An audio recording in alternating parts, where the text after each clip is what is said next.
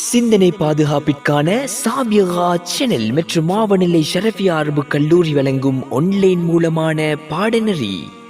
தலைப்பு இமாம் முஸனி ரஹ்மத்துல்லா அவர்களின் ஷரஹ் சுன்னா நூலுக்கான விளக்க உரை.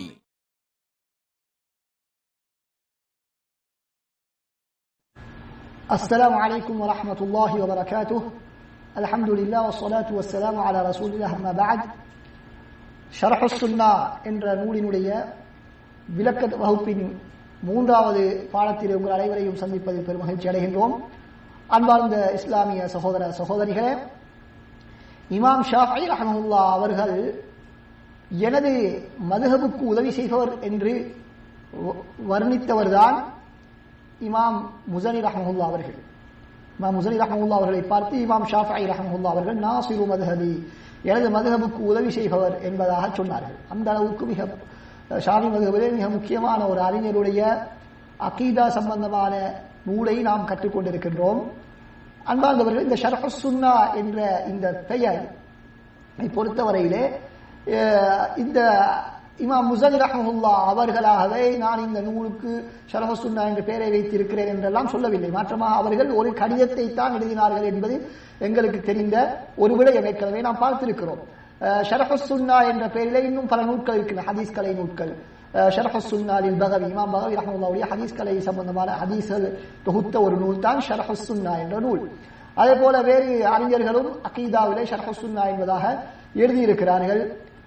இந்த நேரத்திலே இந்த நூலுக்கு ஷரஹ் சுன்னா என்ற பெயர் எப்படி வந்தது காரணம் என்று சொன்னால், நாம் ஏற்கனவே அவர்களுடைய மாணவர்கள் அவருக்கு ஒரு கடிதம் எழுதினார்கள் என்று பார்த்தோம். அந்த கடிதத்தில் அவர்கள் என்ன குறிப்பிட்டார்கள், எங்களுக்கு சரியான அகீதாவை தெளிவுபடுத்த வேண்டும் என்பதற்கு பயன்படுத்திய வார்த்தை ஷரஹ் சுன்னா. ஷரஹ் சுன்னா என்ற வார்த்தையை தான் பயன்படுத்தினார்கள். அதே போன்று அதற்கு பதிலளித்த இமாம் முஸனி ரஹ்மத்துல்லா அவர்களும் தனது நூலினுடைய இறுதி பகுதியிலே ஃபஹாதா ஷரஹ் சுன்னா, இது அகீதாவை தெளிவுபடுத்தக்கூடியதாகும் என்று அந்த தனது கடிதத்தை பற்றி குறிப்பிடுகிறார்கள். எனவே அந்த கடிதத்தில் இடம்பெற்ற, அந்த கடித போக்குவரத்தில் இடம்பெற்ற ஒரு வார்த்தை பிரயோகத்தை வைத்துதான் இந்த நூலுக்கு ஷரஹ் சுன்னா என்பதாக, இந்த கடிதத்துக்கு ஷரஹ் சுன்னா என்ற பெயர் சூட்டப்பட்டு இந்த நூலாக வெளியிடப்பட்டிருக்கிறது. அப்படி இல்லாவிட்டால் இதுக்கு வேறு வேறு பெயர்களில் எல்லாம் இந்த நூல் காணப்படுகிறது. முஅத்தகது இமாம் அல் முஸனி, இமாம் முஸனி ரஹ்மத்துல்லாஹுடைய அகீதா என்ற கருத்திலே எல்லாம் இந்த வேறு வேறு பெயர்களிலும் இந்த நூல் காணப்படுகிறது. எனவே இந்த நூலுடைய பெயருடைய விளக்கம், இந்த விளக்கத்தை நாம் புரிந்து கொள்ள வேண்டும். காரணம் என்ன என்பது, எப்படி இதுக்கு பெயர் வந்தது. சிலர் என்ன நினைத்துக் கொண்டிருக்கிறார்கள், இமாம் முஸனி ரஹ்மத்துல்லா அவர்கள் சுன்னா என்ற ஒரு நூலை எடுத்து அதற்கு விளக்க உரை எழுதியதாக நினைத்துக் கொண்டிருக்கிறார்கள். அப்படி அல்ல. மாற்றமாக ஷரஹ் சுன்னா என்பதே ஒரு முழுமையான பெயர். அதாவது அகீதாவை தெளிவுபடுத்துதல். என்னது? அகீதாவை தெளிவுபடுத்துதல் என்ற கருத்தை உள்ளடக்கியதான் ஷரஹ் சுன்னா. அப்படி இல்லாமல் சுன்னா என்ற நூலை விரிவுரை செய்தல் என்ற கருத்து அதற்கு இல்லை என்பதை முதலாவதாக நாம் புரிந்து கொள்ள வேண்டும். அடுத்ததாக அன்பார்ந்த சகோதரர்களே, தற்காலத்திலே இந்த இமாம் முஸனி ரஹ்மத்துல்லா அவர்களுடைய நூட்களை பல அறிஞர்கள் அதற்கு விரிவுரை வழங்கி இருக்கிறார்கள். சிலர் நூல் வடிவிலும் இன்னும் சிலர் பாடங்களாகவும் நடத்தி இருக்கிறார்கள் என்பதை நாம் பார்க்க முடிகிறது. எனது தேடலுக்கு உட்பட்டு கிட்டத்தட்ட 8 விதமான விரிவுரைகளை, விளக்கங்களை இந்த நூலுக்கு காண முடிந்தது. அதிலே ஒன்று இமாம் ஸைதுல் மத்ஹலி ரஹ்மத்துல்லாஹ் அவர்களால் எழுதப்பட்ட அல் ஜுன்னா ஃபி ஈதாஹ் கிதாபி ஷரஹ் சுன்னா என்ற ஒரு நூல் இருக்கிறது. அதே போல அப்துல் ரஸாக் அல் பத்ர் ஹஃபிதஹுல்லாஹ் அவர்கள், ஷேக் அப்துல் ரஸாக் பத்ர் ஹஃபிதஹுல்லாஹ் அவர்களால் எழுதப்பட்ட தஅலீகத்துன் அலா ஷரஹ் சுன்னா என்ற நூல் இருக்கிறது. அதே போல அத்தய்யிபுல் ஜனி அலா ஷரஹ் சுன்னா லில் இமாம் முஸனி என்று ஷேக் உபைதுல் ஜாபிரி அவர்களால் எழுதப்பட்ட ஒரு நூல் இருக்கிறது. அதே போல ஃபத்ஹுர் ரப்பில் கனி லி அஹ்மது நஜ்மி, அஹ்மது நஜ்மி ரஹ்மத்துல்லாஹ், அஹ்மது நஜ்மி என்ற அறிஞரினால் எழுதப்பட்ட ஃபத்ஹுர் ரப்பில் கனி என்ற ஒரு நூல் இருக்கிறது. இந்த 4 நூல்களும் நூல் வடிவிலே இருக்கின்றன. சில நூல்கள் உங்களுக்கு வலைத்தளங்களிலே, இன்டர்நெட்டிலே டவுன்லோட் பண்ண முடியும். அடுத்ததாக இன்னும் சில விரிவுரைகள் இருக்கின்றன, அது வீடியோ வடிவிலே காணப்படுகிறது. அதே போல ஷரஹ் தரீஃபி, இமாம் ஷேக் அப்துல் அசீஸ் தரீஃபி ஹஃபிதஹுல்லாஹ் அவர்களுடைய ஒரு ஷரஹும் இந்த ஷரஹ் சுன்னா என்ற நூலுக்கு இருக்கிறது. அதே போன்று ஷேக் அலி ஷிபில் என்று சொல்லக்கூடிய ஒரு அறிஞர், அவரும் இந்த நூலுக்கு ஒரு விரிவுரை யூடியூபிலே காண முடியும். அதே போல ஷேக் சாலிஹ் அஸ்-சுஹைமி ஹஃபிதஹுல்லாஹ் அவர்களும் ஒரு ஷரஹ் இதற்கு செய்திருக்கிறார்கள். மஸ்ஜிது நபவியிலே பாடம் நடத்தக்கூடிய ஒரு அறிஞர். அதே போல அப்துல்லா புகாரி, ஷேக் அப்துல்லா புகாரி என்று சொல்லக்கூடிய ஒரு அறிஞரும் இதற்கு விரிவுரை வழங்கி இருக்கிறார். கடைசியாக நான் சொன்ன 3 விரிவுரைகளும் யூடியூபிலே உங்களுக்கு அதனை பெற்றுக்கொள்ள முடியும். அவற்றை எழுத்து வடிவிலே காண முடியவில்லை. ஏனைய 5 விரிவுரைகளும் எழுத்து வடிவிலே காணப்படுகின்றன. சரி, இது அந்த நூலை பற்றிய சில மேலதிக தகவல்கள் தேவைப்படுபவர்கள் இந்த நூட்களிலே சென்று அவர்கள் பெற்றுக்கொள்ள முடியும். அடுத்ததாக அன்பார்ந்த சகோதரர்களே, இந்த இமாம் முஸன்னி ரஹ்மத்துல்லாஹி அவர்கள் தொகுத்த இந்த நூலினுடைய உள்ளடக்கத்தை நாம் சுருக்கமாக பார்ப்போம் என்று சொன்னால், அதிலே அவர்கள் அல்லாஹ்வுடைய திருநாமங்கள் பண்புகளை பற்றி பேசியிருக்கிறார்கள். குறிப்பாக அல்லாஹ் தஆலா மேலே இருக்கிறார் என்ற பண்பை பற்றி பேசியிருக்கிறார்கள். அதே போல விதியை பற்றி, மலக்குமார்களை பற்றி, ஆதம் அலைஹிஸ்ஸலாம், சுவனம், நரகம், ஈமான் என்றால் என்ன, குர்ஆனை பற்றி, அல்லாஹ்வுடைய பண்புகள், மனிதனுடைய அஜலை பற்றி, காலம், அதே போல கபர், மறுமை நாளில் எடுத்து கேள்விகளுக்கு கேட்டல், அல்லாஹ்வை பார்த்தல், ஆட்சியாளர்களுக்கு கட்டுப்படுதல், அவர்களுக்கு எதிராக புரட்சி செய்யாமல் இருத்தல், அதே போல முஸ்லிம்களை காஃபிராக்குவதை விட்டும் தவிர்த்து கொள்ளுதல், சஹாபாக்களை பற்றி, அதே போல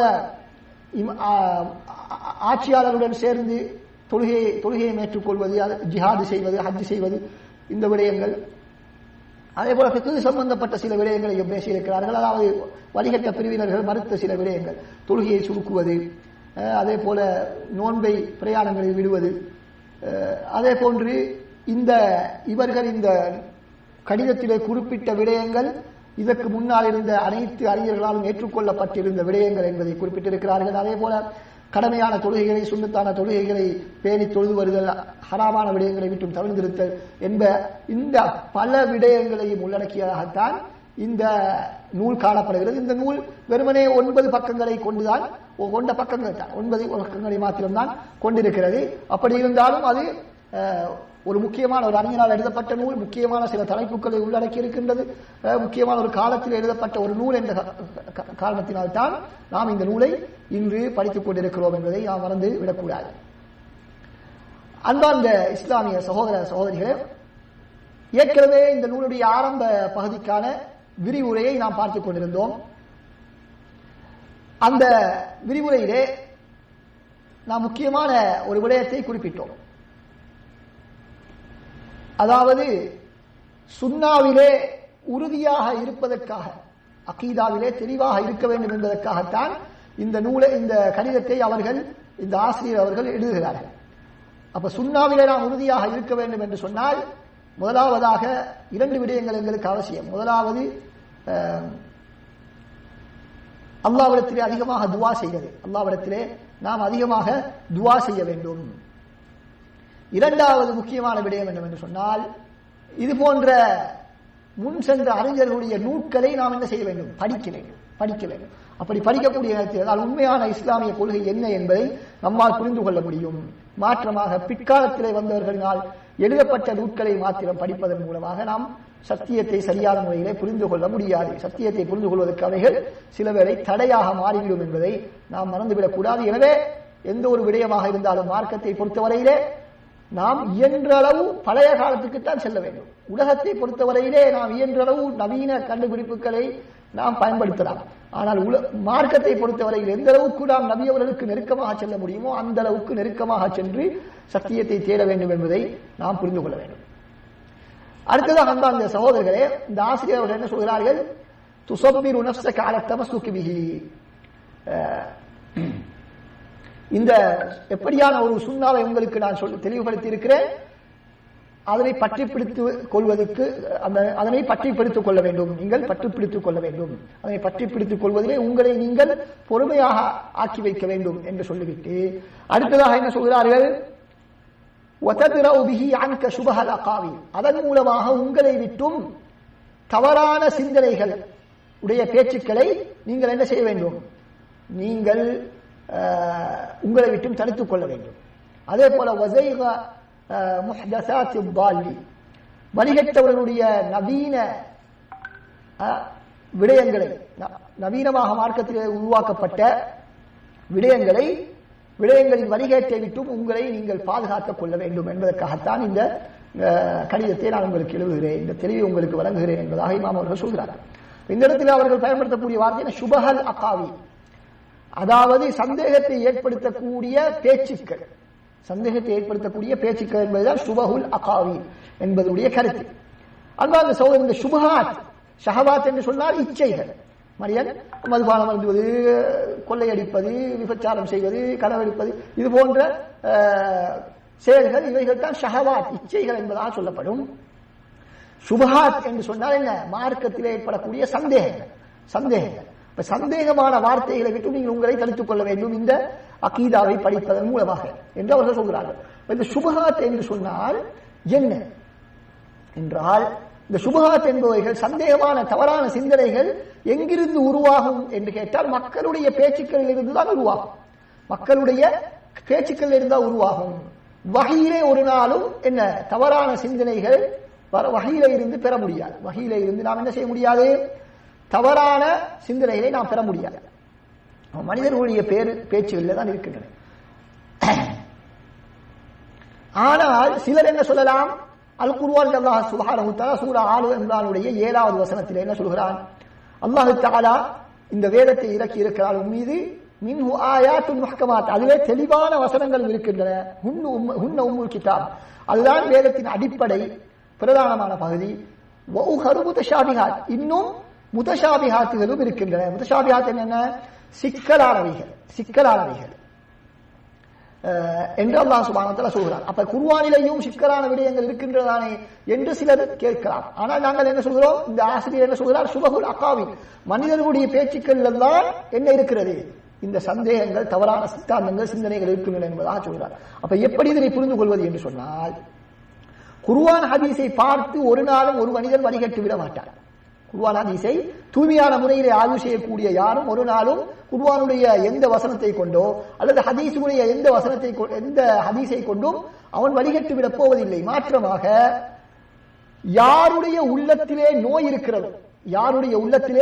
நோய் இருக்கிறதோ அவர்கள் என்ன செய்வார்கள்? இந்த குர்ஆனிலே தனது நோயை நியாயப்படுத்தக்கூடிய, தனது சிந்தனையை நியாயப்படுத்தக்கூடிய ஆதாரங்கள் இருக்கின்றனவா என்று அவன் தேடுவான். அப்படி தேடி சென்றால் அவனுக்கு சில ஆதாரங்கள் கிடைக்கும் என்பதைத்தான் குர்ஆன் சொல்கிறது. அப்படி தேடி சென்றால் சில ஆதாரங்கள் கிடைக்கும்.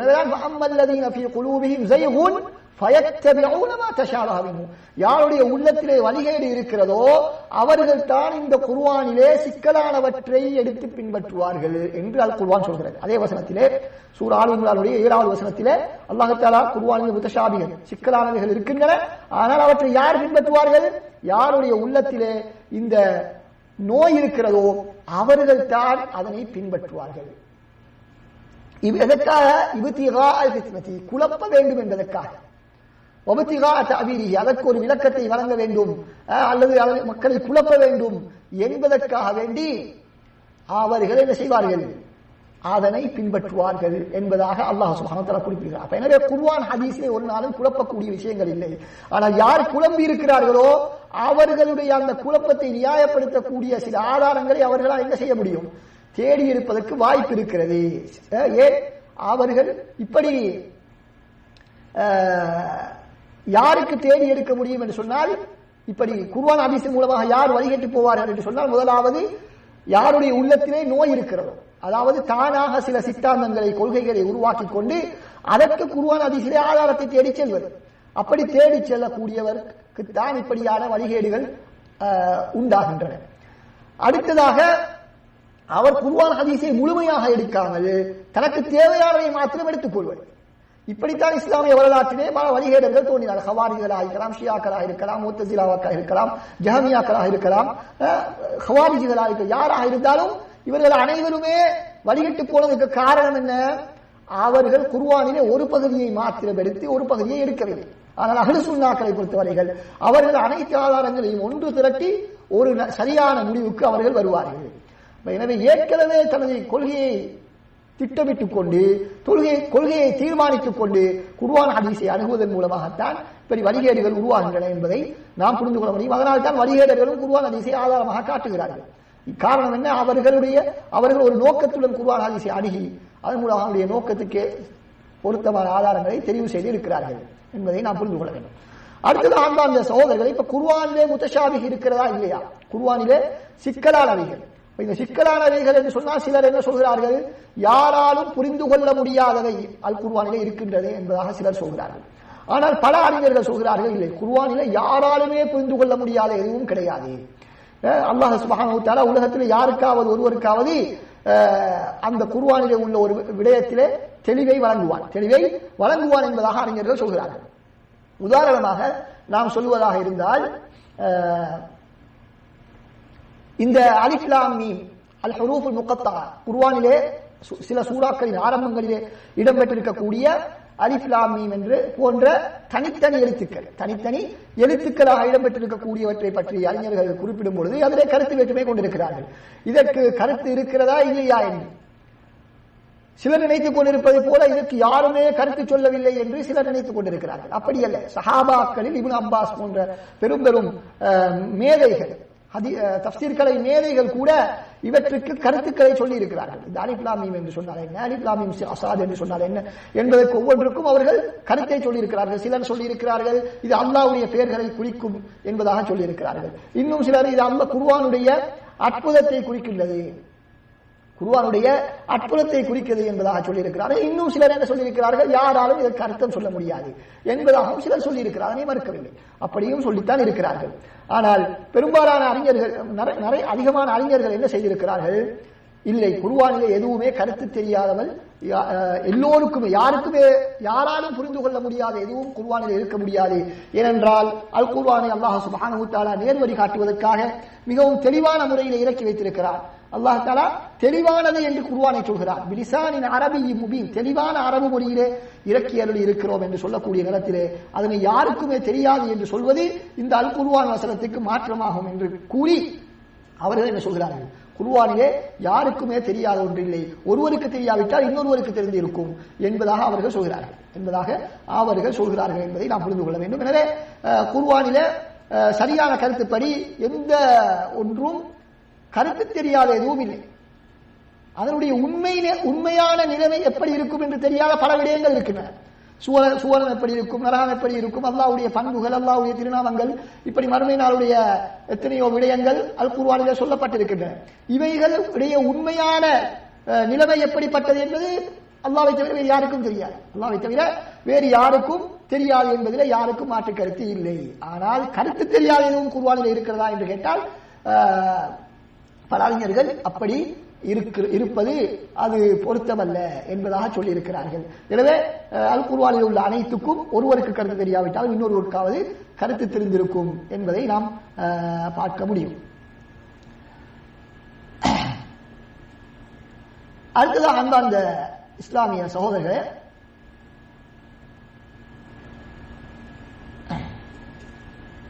அடுத்த முக்கிய விடயம் என்னவென்று சொன்னால், ஆசிரியர் இந்த நூலை எப்படி ஆரம்பிக்கின்றார்?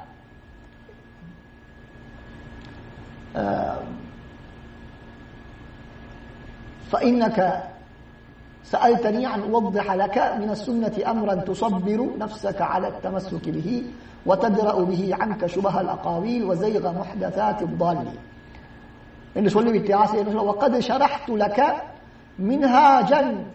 منهاجا موضحا, உங்களுக்கு நான் மிக தெளிவான ஒரு வழிகாட்டலை தெளிவுபடுத்தி இருக்கிறேன். மிக தெளிவான ஒரு வழிகாட்டலை உங்களுக்கு நான் தெளிவுபடுத்தி இருக்கிறேன்.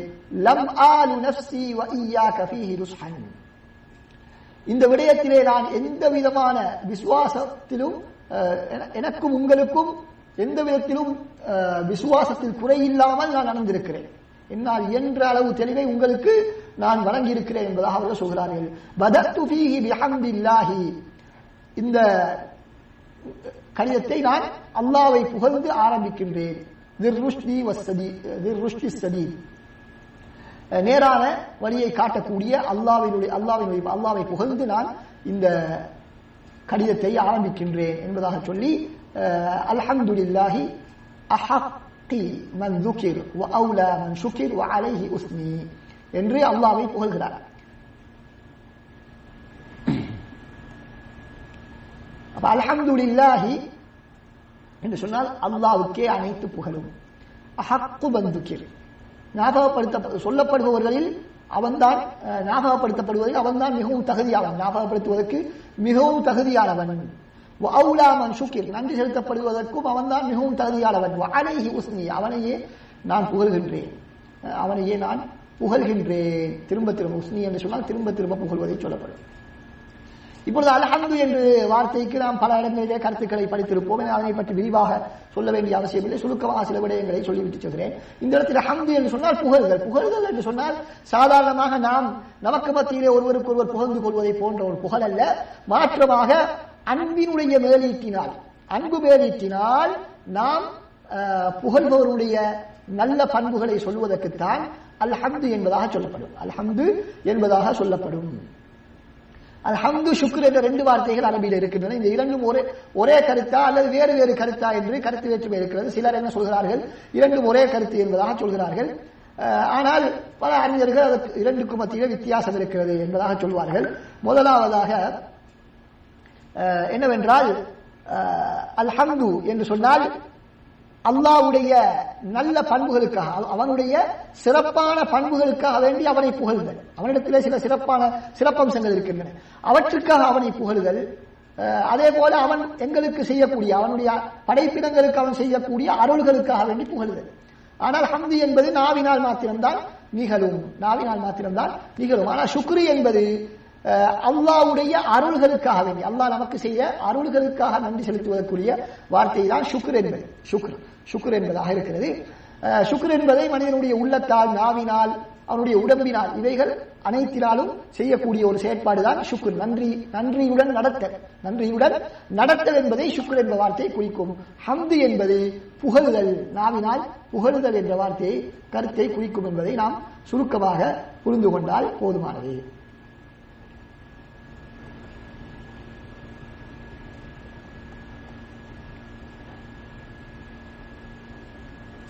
அன்பார்ந்த சகோதரர்களே, இந்த இடத்திலே அல்லாஹ் தான் நன்றி செலுத்தப்படுவதிலே மிகவும் தகுதியானவன் என்று நாம் சொல்கின்றோம். அல்லாஹ் சுப்ஹானஹு வ தஆலாவுக்கு நாம் எவ்வளவுதான் நன்றி செலுத்தினாலும் அது போதாது. நாம் அல்லாஹ்வுக்கு நன்றி செலுத்துவதற்கு, எங்களுக்கு அவன் வாய்ப்படுத்துவதற்கு திரும்ப நன்றி செலுத்த வேண்டும். இப்படி தொடர்ந்து நன்றி செலுத்திக் கொண்டே இருக்க வேண்டும். அந்த அளவுக்கு அல்லாஹ் சுப்ஹானஹு வ தஆலா எங்களுக்கு பெரும் பெரும் அருள்களை செய்திருக்கிறார். மனிதனுடைய ஒரு கண் சிமிட்டும் நேரம் கூட இந்த மனிதன் என்ன செய்ய முடியாது, அல்லாஹ்வை நினைக்காமல், அல்லாஹ்வுக்கு வணக்கம் செய்யாமல் இருக்க முடியாது எனும் அளவுக்கு அல்லாஹ் தஆலா இந்த மனிதனுக்கு பெரும் அருட்கொடைகளை செய்திருக்கிறார், பெரும் அருட்கொடைகளை செய்திருக்கிறார். ஆனாலும் அல்லாஹ் சுப்ஹானஹு வ தஆலா எங்கள் மீது கொண்ட இரக்கத்தின் காரணமாக அப்படி எங்களிடத்திலிருந்து அல்லாஹ் தஆலா எதிர்பார்க்கவில்லை. எப்பொழுதும் நாம் அவனுக்கு நன்றி செலுத்திக் கொண்டே இருக்க வேண்டும். அல்ஹம்துலில்லாஹ் அல்ஹம்துலில்லாஹ் என்று 24 மணித்தியாலங்களும் சொல்லிக்கொண்டு, அல்லது 24 மணித்தியாலங்கள் வணக்க வழிபாடுகளிலே, தொழுகை, நோன்பு, குர்ஆன் ஓதுதல், திக்ர், திலாவத் இவற்றிலேதான் மாத்திரம்தான் ஈடுபட்டுக் கொண்டிருக்க வேண்டும் என்று அல்லாஹ் எங்களிடத்தில் எதிர்பார்க்கவில்லை. மாற்றமாக எங்களுக்கு எவ்வளவு பெரும் ஒரு அருள் நிகழ்ந்து விட்டாலும் அதற்காக வேண்டி ஒரு அல்ஹம்துலில்லாஹ் என்றாவது நாம் குறைந்தது சொல்ல வேண்டும். அல்ஹம்துலில்லாஹ் என்று நாம் எதிர்பாராத மிக பெரும் ஒரு அருள் எங்களுக்கு கிடைத்து விட்டது என்று சொன்னாலும் கூட அதற்கு அல்ஹம்துலில்லாஹ் என்ற ஒரு வார்த்தை, ஒரு நன்றியை, நன்றி கடனை நாம் நமது வாயினால் தெரிவித்து விட்டாலே அல்லாஹ் சுப்ஹானஹு வ தஆலா நாம் நன்றி செலுத்த அடியார்களாக நம்மை ஏற்றுக்கொள்வான் என்பது அது அவனுடைய அருளை காட்டுகிறது, அவனுடைய அருளை காட்டுகிறது. இல்லாவிட்டால் நாம் எவ்வளவுதான் அல்லாஹ்வுக்கு எப்பொழுதும் நன்றி செலுத்திக் கொண்டிருந்தாலும் அது போதாது என்பதை நாம் புரிந்து கொள்ள வேண்டும். அடுத்ததாக அன்பார்ந்த சகோதரர்களே,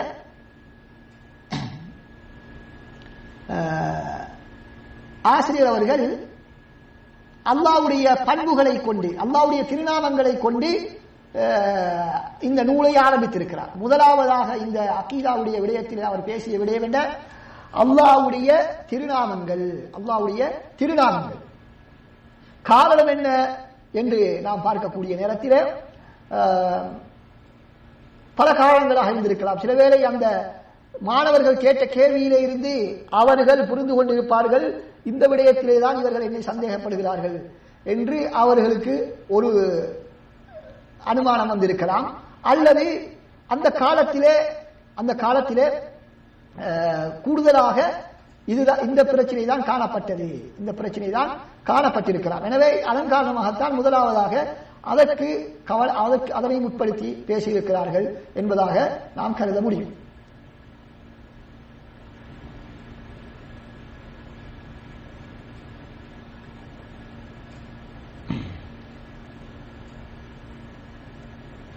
அன்பார்ந்த சகோதரர்களே, இந்த அஸ்மா சிஃபாத் அல்லாஹ்வுடைய பண்புகள் மற்றும் திருநாமங்களை பற்றிய இந்த மஸ்அலா, இந்த தலைப்பு தௌஹீதுடைய ஒரு வகை அல்லாஹ்வை ஏகத்துவப்படுத்துவதனுடைய ஒரு வகையாக இருந்து கொண்டிருக்கிறது. எங்களுக்கு தெரியும் தௌஹீதை பல வகையாக பிரிக்கப்படும். அப்படி பிரிக்கப்படக்கூடிய ஒரு வகையிலே ஒரு வகைதான் அல்லாஹ் தஆலாவுடைய செயற்பாடுகளில், அல்லாஹ் தஆலாவுக்கென்று பிரத்யேகமான செயற்பாடுகளில் அவனை ஏகத்துவப்படுத்துதல். அதாவது அல்லாஹ் தஆலா மாத்திரம் தான் படைக்கும் ஆற்றல் உடையவன், மனிதர்களை நிர்வகிக்கும் ஆற்றல் உடையவன், ஆட்சி செய்யக்கூடியவன். இப்படி இது போன்ற அல்லாஹ்வுடைய செயற்பாடுகளை அல்லாஹ் தஆலா மாத்திரம் தான் இவற்றை செய்யக்கூடியவர் என்று நாம் ஏகத்துவப்படுத்துதல். அடுத்ததாக நமது வணக்க வழிபாடுகளை அல்லாஹ்வை மாத்திரமே வணங்கி வழிபட வேண்டும். மூன்றாவது, அல்லாஹ்வுடைய திருநாமங்கள், அல்லாஹ்வுடைய பண்புகள், இவைகளில் அல்லாஹ்வுக்கு நிகரானவைகள் வேறு யாரும் இல்லை என்று ஏற்றுக்கொண்டு அல்லாஹ்வை ஏகத்துவப்படுத்துவது என்பதை நாம் புரிந்து கொள்ள வேண்டும். இந்த மூன்று விடயங்களிலும் தான் பல்வேறு வழிகேடுகள் உருவாகின இஸ்லாமிய வரலாற்றிலே. ஒன்றில் அல்லாஹ் தஆலாவுடைய செயற்பாடுகளில் சந்தேகத்தை உருவாக்கியவர்கள் தான் அந்த கதரியாக்கள் என்று சொல்லக்கூடிய ஒரு கூட்டம். அல்லாஹ்வுடைய அறிவிலே, அல்லாஹ் தஆலாவுடைய அந்த கதரிலே, இவற்றிலே சந்தேகம் கொண்ட ஒரு கூட்டம் தான் அந்த கதரியாக்கள் என்று சொல்லக்கூடிய ஒரு கூட்டம். அடுத்ததாக இந்த இணை வைப்பான காரியங்களில் ஈடுபடக்கூடியவர்கள் எல்லோரும் இந்த அல்லாஹ்வுடைய வணக்க வழிபாடுகளை அல்லாஹ்வுக்கு மாத்திரம் செய்யாமல் அவற்றிலே இணை கற்பித்தவர்கள். மூன்றாவது, அல்லாஹ்வுடைய பண்புகள் உடைய விடயத்திலே, திருநாமங்களுடைய விடயத்திலே வழிகட்டு சென்றவர்கள். அதிலே ஜஹமியாக்கள், அவர்கள் அல்லாஹ்வுக்கு எந்த விதமான திருநாமங்களோ பண்புகளோ இல்லை என்பதாக சொன்னார்கள். முத்தஸிலாக்கள் அல்லாஹ்வுடைய பெயர்களை ஏற்றுக்கொண்டார்கள், ஆனால் பண்புகளை ஏற்றுக்கொள்ள முடியாது என்று சொன்னார்கள். அதே போன்று அதுக்கு பின்னால் வந்த இந்த அஷரியாக்கள், இவர்கள் என்ன செய்தார்கள்? அல்லாஹ்வுடைய பெயர்களை ஏற்றுக்கொண்டார்கள், பண்புகளை பலவற்றை ஏற்றுக்கொண்டு சிலவற்றை ஏற்றுக்கொள்ள முடியாது என்று சொல்லி அதற்கு மாற்று விளக்கங்களோ அல்லது அதற்கு கருத்து தெரியாது என்று பல்வேறு விளக்கங்களை அவர்கள் கொடுத்தார்கள் என்பதை பார்க்கிறோம். எனவே இந்த மூன்று பகுதியிலும் தான் அதிகமான வழிகேடுகள் தோன்றின என்ற காரணத்தினால் அறிஞர்கள் அதனை குர்ஆன் ஹதீஸின் அடிப்படையில் இப்படி இந்த தௌஹீதை, ஏகத்துவத்தை மூன்று வகையாக பிரித்திருக்கிறார்கள். அதனை ஏற்றுக்கொள்ளாமல் இருப்பது, ஏற்றுக்கொள்வது என்பது அது பிரச்சனைக்குரிய ஒரு விஷயம் அல்ல. அதை நாங்கள் எப்படி தொழுகையிலே ஷர்த்து, ஃபர்து, ருக்குன், வாஜிப் என்றெல்லாம் பிரித்து வைத்திருக்கிறோமோ, அதனை ஒருத்தர் ஏற்றுக்கொள்ளாமல் அவற்றை நடைமுறைப்படுத்தினால் அது நமக்கு பிரச்சனை கிடையாது. நடைமுறைப்படுத்துவதுதான் முக்கியமே தவிர அந்த ஒவ்வொருவரும் பிரித்த அந்த முறையை ஏற்றுக்கொள்ள வேண்டும் என்று அவசியம் இல்லை என்பதை நாம் புரிந்து கொள்ள முடியும். அடுத்ததாக முதலாவதாக ஆசிரியர் அவர்கள் ஆரம்பித்திருக்கக்கூடிய அந்த பெயர் என்னவென்று சொன்னால் அல் வாஹித். அல் வாஹித் அஸ்ஸமத். அல் வாஹித் என்று சொன்னால் ஒருவன் என்பதுதான் அல்லாஹ்வுடைய பெயர்களில் ஒன்று. ஒருவன் என்பது குல் ஹுவல்லாஹு அஹத். அஹத் வாஹித் என்பதெல்லாம் ஒரே கருத்தை கொடுக்கக்கூடிய அல்லாஹ்வுடைய பெயர்கள். அதனால அல்லாஹ் தஆலா குர்ஆன்ல என்ன சொல்கிறான்? குல் ஹுவல்லாஹு அஹத். அல்லாஹ் சுப்ஹானஹு வ தஆலா ஒருவன். அல்லாஹு ஸமத். அல்லாஹ் தஆலா ஸமத் என்று சொன்னால் பல கருத்துக்கள் இருக்கின்றன. அதிலே ஒரு கருத்து என்ன? அல்லாஹ் தஆலா எந்த விதமான இடைவெளியும் அற்றவன். அதாவது அல்லதீ லா ஜௌஃப லஹு என்பதாக ஸலஃபுகள் அதற்கு விளக்கம் சொல்லி இருக்கிறார்கள். ஸலஃபுகள் முன் சென்ற அறிஞர், சஹாபாக்கள், தாபியீன்கள் ஸமத் என்பதற்கு என்ன அர்த்தம் சொன்னார்கள்? அல்லாஹ் சுப்ஹானஹு வ தஆலா எந்த இடைவெளியும் அற்றவன். அப்படி என்றால் என்ன? அல்லாஹ்வுக்கு எந்த விதமான உண்ணக்கூடிய, குடிக்கக்கூடிய தேவை எதுவும் கிடையாது என்ற கருத்திலே தான் அந்த இடைவெளியற்றவன். இடைவெளி இருந்தால்தான் அவனுக்கு பல தேவைகள் ஏற்படும் என்ற அர்த்தத்தில் அவர்கள் சொன்னார்கள். அடுத்ததாக ஸமத் என்று சொன்னால் தலைவர் என்ற அர்த்தமும் இருக்கிறது. இந்த கருத்திலே எந்த கருத்தை நாம் கொடுத்தாலும் அது பிரச்சனை கிடையாது. இரண்டும் ஏற்றுக்கொள்ளத்தக்க கருத்துக்கள் தான். இந்த சூராவுக்கு, குல் ஹுவல்லாஹு அஹத் என்ற சூராவுக்கு சூரத்து நஸபுர் ரஹ்மான், அல்லாஹ்வுடைய வம்சம் என்ற கருத்து ஒரு பெயர் சொல்லப்படும். ஏன் அப்படி சொல்லப்படுகிறது என்று சொன்னால், அல்லாஹ்வுக்கு வம்சம் இருக்கிறது என்ற காரணத்தினால் அல்ல. ரசூலுல்லாஹ்விடத்திலே குறைஷி காஃபிர்கள் வந்து கேட்டார்கள், உங்களுடைய ரப்பினுடைய சந்ததியை சொல்லுங்கள், அல்லாஹ் எங்கிருந்து வந்தான் என்ற கருத்துப்பட அவர்கள் கேட்டார்கள். காரணம் என்ன? அவர்கள் அல்லாஹ்வை தம்மை போன்று எண்ணிக்கொண்டார்கள். அவர்களுக்கு எப்படி பெற்றோர்கள் மூதாதைகள் இருக்கிறார்கள் அதே போல அல்லாஹ்வுக்கும் இருக்க வேண்டும் என்ற ஒரு எண்ணத்திலே தான் இப்படியான ஒரு கேள்வியை கேட்டபொழுதுதான் அல்லாஹ் தஆலா இந்த அத்தியாயத்தை குல் வல்லாஹு அஹத் அல்லாஹு ஸமத் லம் யலித் வலம் யூலத், அல்லாஹ் தஆலாவை யாரும் பெறவும் இல்லை, அல்லாஹ் யாரையும் பெறவும் இல்லை, அவன் யாராலும் பெறப்படவும் இல்லை, அவனுக்கு நிகர் யாரும் இல்லை என்ற இந்த அத்தியாயத்தை அல்லாஹ் சுப்ஹானஹு வ தஆலா இறக்கி அருளினான். அன்பார்ந்த சகோதரர்களே, எனவே இதுதான் அல்லாஹ்வுடைய இந்த நூலினுடைய ஆரம்பத்திலே ஆசிரியர் அவர்கள் குறிப்பிடக்கூடிய முக்கியமான விடயம். இன்ஷா அல்லாஹ் அடுத்த வகுப்பிலே நாம் இந்த அல்லாஹ்வுடைய திருநாமங்கள் மற்றும் பண்புகளை எவ்வாறு புரிந்து கொள்ள வேண்டும் என்ற சில விடயங்களை உங்களுக்கு வழங்க இருக்கின்றோம். எனவே பொறுமையாக எம்முடன் தொடர்ந்து பயணிக்குமாறு உங்கள் அனைவரையும் வேண்டி விடைபெறுகிறேன். அஸ்ஸலாமு அலைக்கும் வரஹ்மத்துல்லாஹி வபரகாத்துஹு.